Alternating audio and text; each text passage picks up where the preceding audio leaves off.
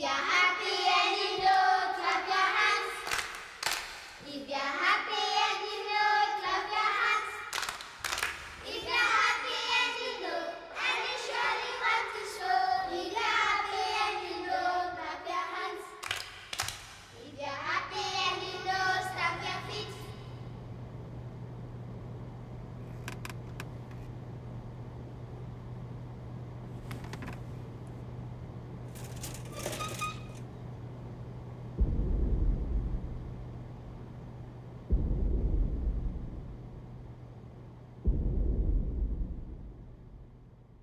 If you're happy and you know, and you surely want to show. If you're happy and you know, say hooray, hooray! Diamond nyingi zaidi. Kila sehemu ya hilo shamba ilikuwa na diamond. Inajaribu kutueleza ya kwamba ukiwa na shamba imaanisha mwili yako ni kama shamba lako. Ukiikuza itakuwa inadumu na itakupatia faida kama diamond ambayo huyu Ali alikuwa anaenda kutafuta. Simame.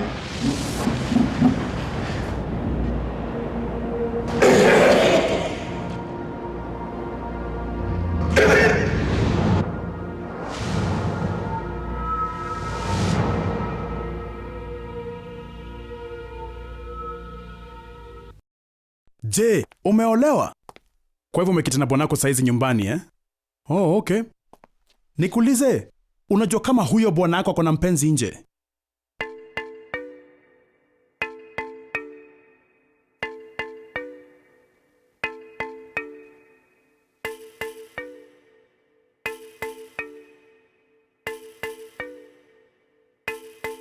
Kuna njia moja tu ya kuzuia ukimwi kumaliza ndoa yenu.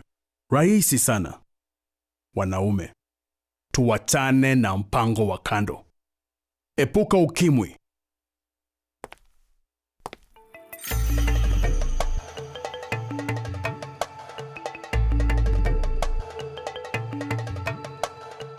%44% of new HIV infections are attributed occurring in people who are either married or in partnership.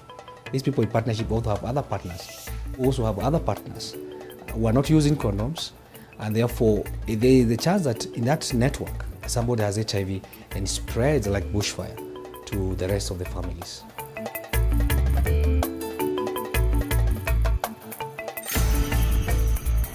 I must admit, one of the things that surprised me was the aspect of also women playing a part of it. We got this strong force, people say, no, you're actually condemning men only.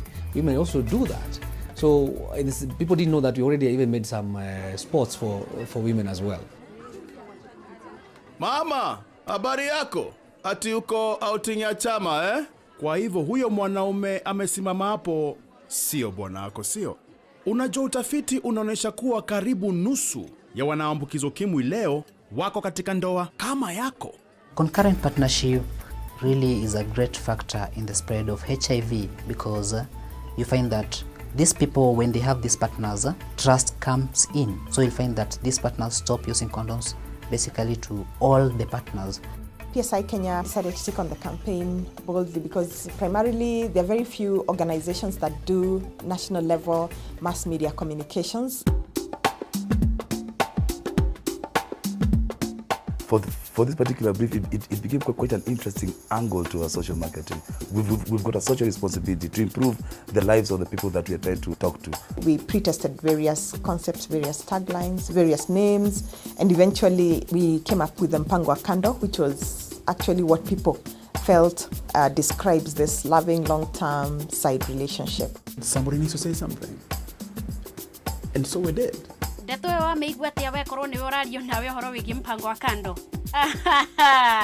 Shock transmits then to how important this campaign is.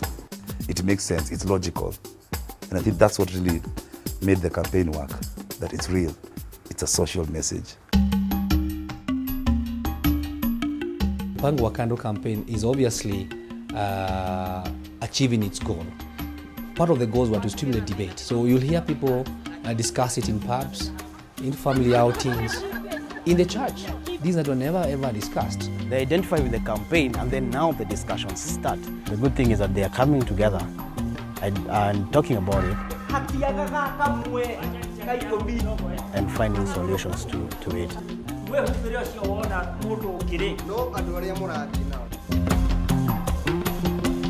Looking at what will motivate people now to move from awareness to actual behavior change.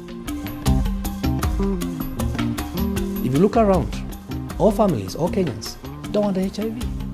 So the more we discussed and told them, you know what, you cannot talk about the issue of HIV and you don't talk about issue of concurrent multiple partnerships. For me, success in the long term for this campaign would be lower HIV prevalence amongst people in married cohabiting relationships. It's something that cannot be done overnight. It's something that we will work on it until it becomes a social norm change that discourages people from having concurrent multiple partnerships.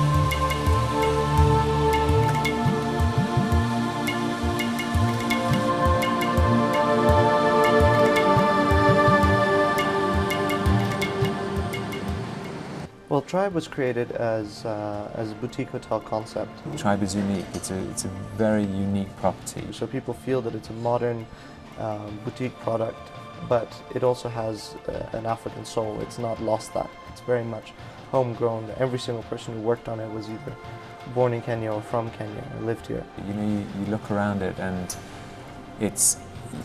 there's a New York chic, there's a real modern element to it that's fantastic, that's different from everything in Nairobi, with a very African feel. We have 800 pieces of original African art. Africa can be very chic in itself, so it was really picking you know, the fabrics and textures that really mimic that.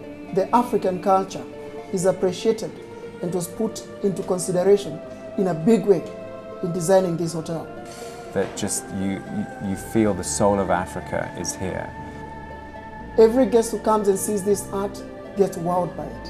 And then, you know, once you put in modern furniture with African art, that's always been a great combination. There's nothing like it in Kenya.